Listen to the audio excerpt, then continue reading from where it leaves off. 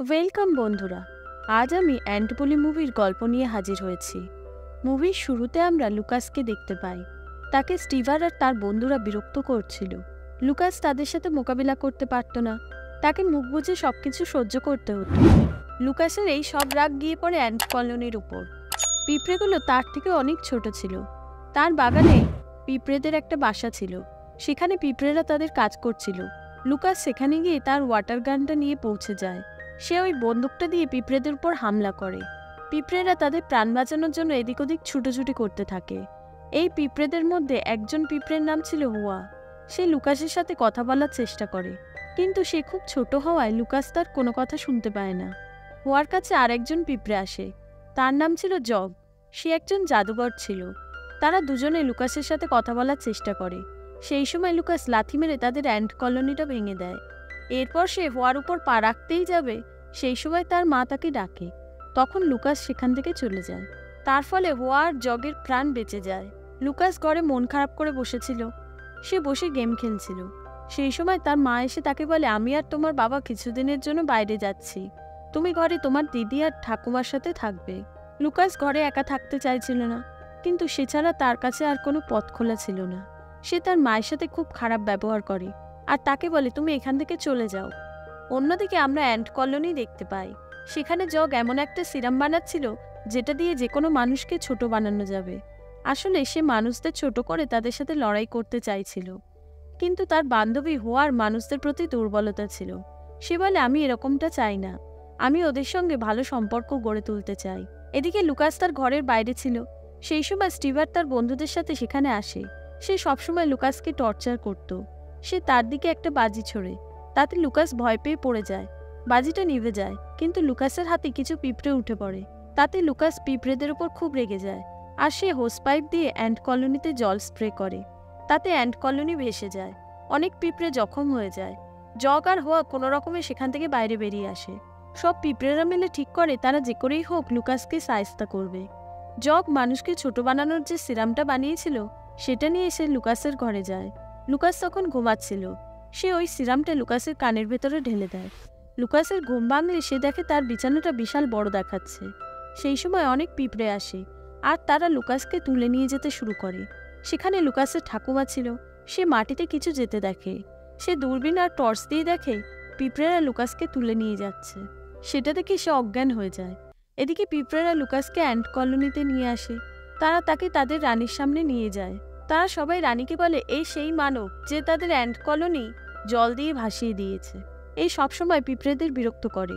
শাস্তি হিসেবে রানী লুকাসকে সেখানে পিঁপড়েদের সাথে থাকতে বলে। তিনি বলেন, তোমাকে ভালো পিঁপড়ে হতে হবে আর পিঁপড়েরা যা যা কাজ করে তোমাকেও সেই সব কাজ করতে হবে। কিন্তু এই শাস্তিতে জগের মন ভরছিল না। সে চাইছিল লুকাসকে মেরে খেয়ে ফেলা হোক, কিন্তু এটা পিঁপড়েদের নীতির বিরুদ্ধে ছিল। জগের বান্ধবী হোয়া সেখানে চলে আসে। সে রানীকে বলে, আমি লুকাসের দায়িত্ব নিতে চাই। আমি ওকে পিঁপড়েদের সব আদব কায়দা কাজকর্ম শিখিয়ে দেবো। আসলে লুকাসকে একজন সত্যিকারের পিঁপড়ে হয়ে দেখাতে হবে। লুকাস সেখান থেকে পালাতে চাইছিল। হোয়া তাকে বলে, যতক্ষণ না তুমি পিঁপড়েদের আদব কায়দা কাজকর্ম শিখছো তোমাকে এখান থেকে যেতে দেওয়া হবে না। লুকাস দেখে সেখানে যত পিঁপড়ে আছে তাদেরকে কাজের ভিত্তিতে বিভিন্ন দলে ভাগ করা হয়েছে। লুকাসকে যে দলে রাখা হয় ওই দলটার কাজ ছিল খাবার সংগ্রহ করা। তাদের সাথে কাজ করতে লুকাসের খুব অসুবিধা হচ্ছিল। সে একটা জায়গা থেকে লাফও মারে, কিন্তু সে খাদে পড়ে একটা ডালে আটকে যায়। তারা খাবার সংগ্রহ করে, কিন্তু তার জন্য তাদের দল হেরে যায়। তাই তার দলের পিঁপড়েদের মন খারাপ হয়ে যায়। হোয়া, যে লুকাসকে ট্রেনিং দিচ্ছিল, লুকাস তার উপর রেগে যায়। সে হোয়াকে বলে, তুমি আমাকে বাজে জায়গায় ফাঁসিয়ে দিয়েছ, আমি এখান থেকে বের হতে চাই। হোয়া তাকে বোঝায়, তোমাকে একটা পিঁপড়ে হয়ে পিঁপড়েদের মতো ভাবনা চিন্তা করতে হবে। লুকাস বলে, ঠিক আছে, আমি খুব তাড়াতাড়ি সব কাজ শিখে নেব।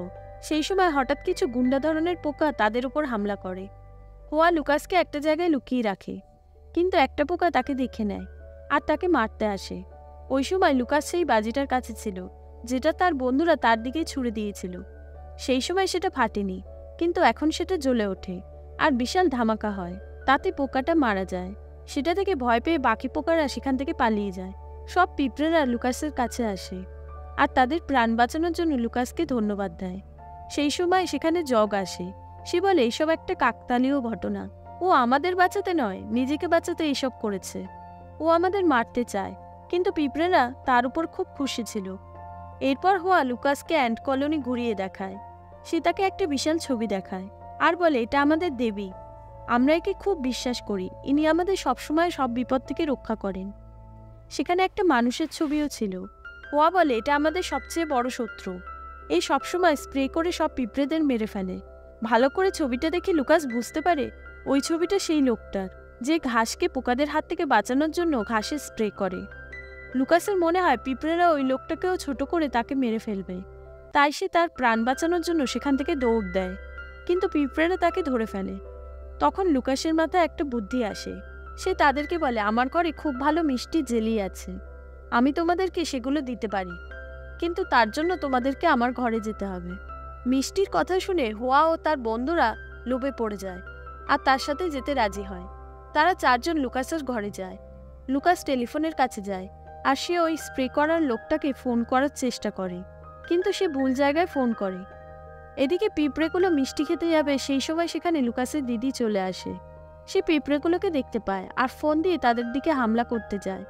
সেই সময় সেখানে লুকাসের ঠাকুমা চলে আসে। সে তাকে আটকে নেয়, কারণ তার ঠাকুমা জানতো লুকাসকে পিঁপড়েগুলো তুলে নিয়ে গেছে। সেই সুযোগে পিঁপড়েগুলো বেসিনের পাইপ দিয়ে সেখান থেকে পালিয়ে যায়। তারা অ্যান্ট কলোনিতে চলে আসে। সেখানে জগ আসে। হোয়া আর তার বন্ধুরা সেখান থেকে চলে যায়।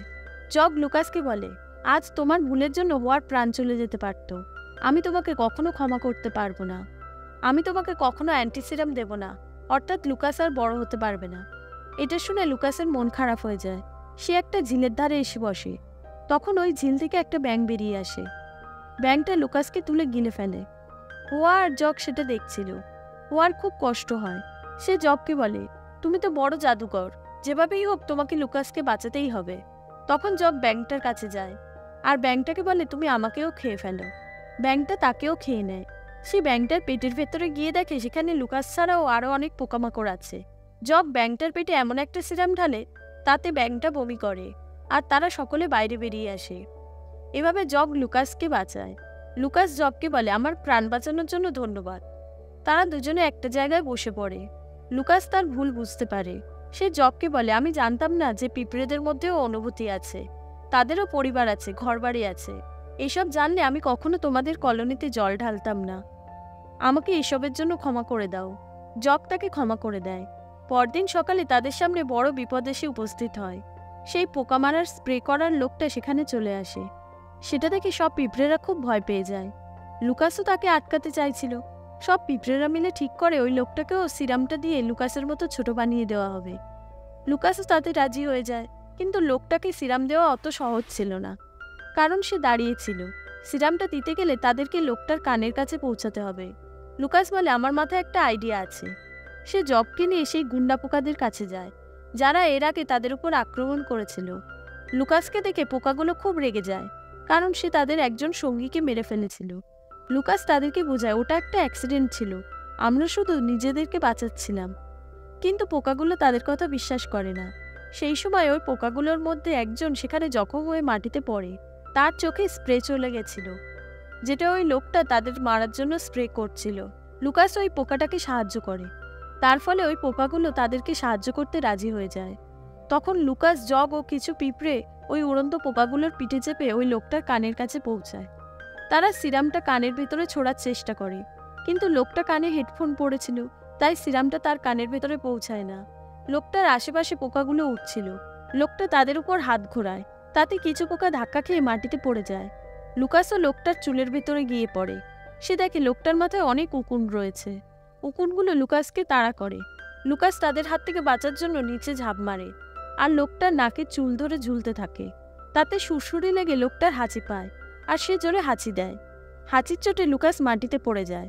সে দেখে হোয়া একটা পোকার শরীরের নিচে চাপা পড়েছে। লুকাস তাকে টেনে বাইরে বের করে আর ওই পোকাটার প্রাণও বাঁচায়। অনেক পোকা মিলে লোকটাকে আক্রমণ করে। তখন সে সামনের দিকে ঝোঁকে আর লুকাস তার শরীরে সিরামটা ঢেলে দেয়। তাতে ওই স্প্রে করার লোকটা ছোট হয়ে যায়। এরপর সব পোকারা আর পিঁপড়েরা মিলে তার উপর আক্রমণ করে।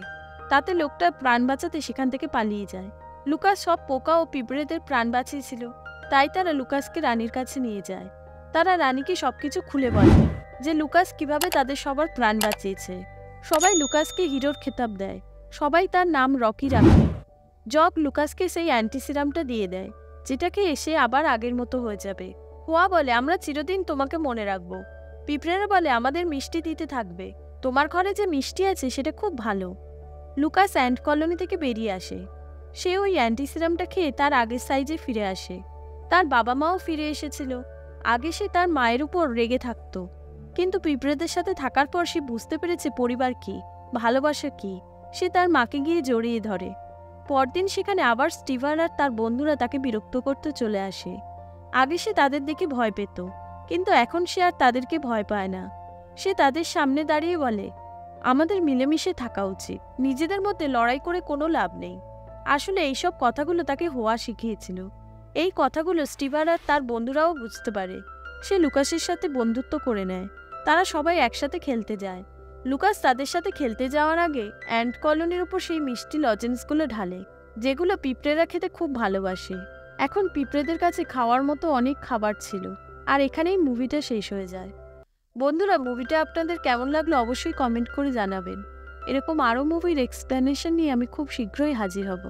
ধন্যবাদ।